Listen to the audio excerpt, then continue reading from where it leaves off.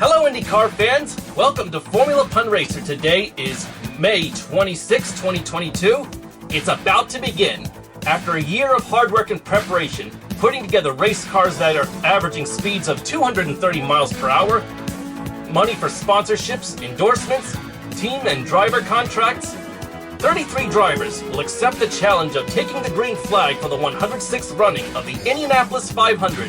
But in less than 3 hours from the green flag, only one driver will be drinking milk at the end. Who will it be? Considering this is a race full of triumph, tears, and records being broken, anything can happen, and definitely will, in the span of 3 hours from the green flag to the checkered flag. For instance, in 1912, well, we all know that in April, Jack Dawson was doing this on the Titanic. I'm the king of the world! 1 month after Jack Dawson died in the Titanic tragedy, his long-lost brother Joe Dawson would go on to win the second running of the Indianapolis 500, leading only 2 laps. So for that year, Joe was the king of the brickyard! Woo-hoo-woo! We'll never let go of your records, Joe, or so the world thought, as 99 years later, that record would be shattered, as up until then, Joe Dawson, having led only 2 laps, was the shortest amount of laps led by any winning driver. By 2011, that record would be shattered by Dan Weldon. In the final lap of that race, J.R. Hildebrand was leading and seemed to have the race well in hand until the final corner, trying to go around the slow car of Charlie Kimball, lost it in the marbles and crashed into the wall in the 4th corner of the final lap, letting Dan Weldon to slide on by, who up until then hadn't won a single lap the entire race. Now there's a record that most likely might not be shattered. Although last year was full of records too, with the fastest racing average of 190 miles per hour, and Helio Castroneves winning his 4th Indianapolis 500 and becoming the 4th driver to win it 4 times. This year he's trying to drive for 5, and no one so far has won it 5 times, and no one has won back-to-back Indy 500s more than once. Although Helio has done back-to-back, but this will be a record being made if he can do it. So, let's look at this year's Indianapolis 500 starting field, and I say to Paul, it's time to write a new page in Indy 500 history.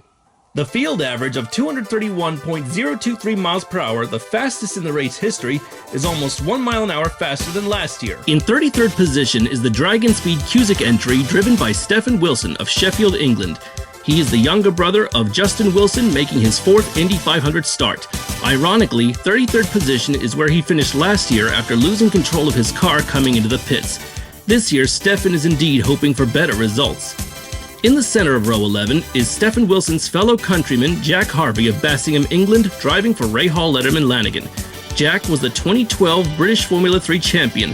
His best finish in IndyCar came at the Indianapolis Road Course in 2019, finishing 3rd for Meyer Shank Racing. On the inside is Jack Harvey's rookie teammate Christian Lundgaard of Denmark. He is the first Danish driver in history to qualify for this race. This 20-year-old Hedenstad native comes from a family of racing.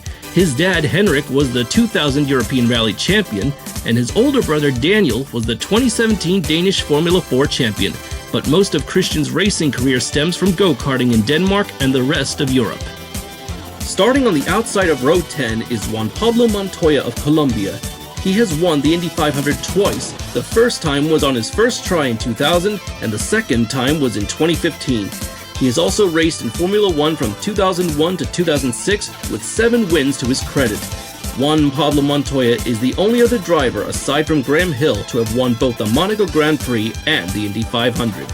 In the center of row 10 is Dalton Kellett of Canada driving for AJ Foyt in his 3rd Indy 500 start. Shortly after qualifying for this year's race, in practice, Dalton Kellett became a victim of the Indianapolis Motor Speedway wall, but fortunately he walked away. On the inside of row 10 is Dalton Kellett's AJ Foyt teammate Kyle Kirkwood, the rookie, who is last year's Indy Lights champion. On the outside of row 9 is Helio Castroneves of Brazil driving for Meyer Shank Racing. Last year, he won the Indianapolis 500 for the 4th time, making him the 4th driver to do so. This year, Helio hopes to drive for 5. Scott McLaughlin of New Zealand, driving for Team Penske, starts in the center Earlier this year, at the start of the season, he won his first IndyCar race in St. Petersburg, Florida. On the inside of row 9 is Colton Herta of Andretti Autosport, who is the latest IndyCar winner, having won on the Indy road course in wet, rainy conditions, and with his dad Brian Herta coaching him, Colton Herta would take his 7th career victory. Row 8 consists of one Canadian rookie and 2 natives from Nazareth, Pennsylvania. On the outside of row 8 is Devlin DiFrancesco of Canada driving for Andretti Steinbrenner Autosport. After several years racing successfully karting in North America and Europe, Devlin became the 2017 Spanish Formula 3 champion. In his downtime, he enjoys boating and cycling near his family's South Florida home. In the center of row 8 is Marco Andretti making his 17th start and will be coached by his father, Michael Andretti, in the hopes that the Andretti family curse will snap for the first time since Marco's granddad, Mario Andretti, won the race in 1969. On the inside of row 8 is Sage Karam of Dreyer Reinbold Racing. When he was only a 2-month-old baby, Jacques Villeneuve took victory in the 1995 Indianapolis 500.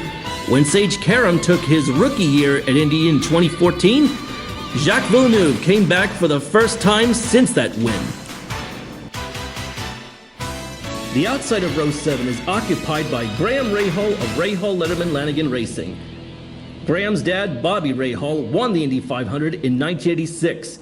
Graham hopes for the same result. He is also married to former drag racer Courtney Force, who in turn is the daughter of NHRA Funny Car champion John Force. In the center of row 7 is 2016 Indy 500 winner Alexander Rossi, who won the race in an amazing accomplishment with Brian Herta coaching him on the final lap as he ran out of fuel to still cross the Art of Bricks a winner. On the inside of row 7 is Callum Ilott, the rookie from Cambridge, England, driving for Juncos Hollinger Racing. With 2014 Indy 500 winner Ryan Hunter-Reay mentoring him, he says he's more prepared than ever before to try out his first Indianapolis 500. On the outside of row 6 is Connor Daly of Noblesville, Indiana, driving for Ed Carpenter Racing. Last year, he led the most laps in the race, 40. But his charge to a victory came to an end when he went nose first into one of Graham Rahal's loose tires coming out of turn 2. In the center is J.R. Hildebrand of AJ Foyt Racing, making his 12th Indy 500 start. On the inside is Simon Pagenaud of France, who won the 2019 Indianapolis 500. This year, he now drives alongside Helio Castroneves at Meyer Shank Racing.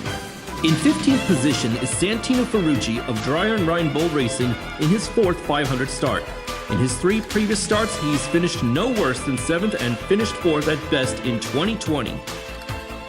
Two-time IndyCar champion Joseph Newgarden of Team Penske will start in the center of row 5. His first win of the season came at Texas Motor Speedway when he slingshot past his teammate Scott McLaughlin in the final yards before the finish line. Joseph also went on to win the Long Beach Grand Prix for the first time. Inside row 5 is rookie Dave Malakas of Dale Coyne Racing. Last year, the Chicago native won 7 Indy Lights races. Starting in 12th position is 7-time NASCAR champion Jimmy Johnson in his first Indy 500 start. He has won the Daytona 500 twice and 4 times at Indy through NASCAR's Brickyard 400. After a strong 6th place at Texas Motor Speedway earlier this year, the Ganassi driver feels confident in finishing strongly since he's already very familiar with the Brickyard. In the center of row 4 sits Team Penske driver Will Power. In 2014, he became IndyCar champion. 4 years later, he became the first Aussie to win the greatest spectacle in racing. Inside row 4 is 2-time Indy winner Takuma Sato of Dale Coyne Racing. In 2017, the former F1 racer became the first Japanese Indy 500 winner in an exciting duel with Helio Castroneves. His second win came in 2020. The Swiss-born French rookie Romain Grosjean is positioned in 9th spot. The former F1 driver who drives for Andretti Autosport has been dubbed the Phoenix after a scary and fiery crash he went through on the first lap of the 2020 Bahrain Grand Prix. His Haas F1 car split apart and burst into flames, but miraculously, Romain only suffered minor burns on his hands and ankles. Last year, he finished second on the Indy road course. This year, he finished second again in Long Beach. In the center of row 3 is Felix Rosenqvist of Sweden driving for McLaren Aeroschmidt Peterson. After a few seasons in Formula E, which earned him 3 victories, he moved to Indycar in 2019 and won his first Indycar race the following year at Elkhart Lake. On the inside is Felix's Mexican teammate Patricio Ward. He was the 2020 Indy 500 Rookie of the Year. Last year, he scored his first 2 IndyCar wins, and later his 3rd this season. Patricio hopes to have his name and face added to the Borg Warner Trophy. On the outside of row 2 is Brazil's Tony Kanaan, driving for Chip Ganassi Racing. After 11 fruitless starts from his rookie year in 2002, Tony finally managed to win the Indianapolis 500 in 2013 in an emotional victory.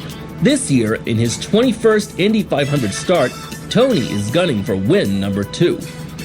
In the center is Kanaan's teammate Marcus Ericsson of Sweden.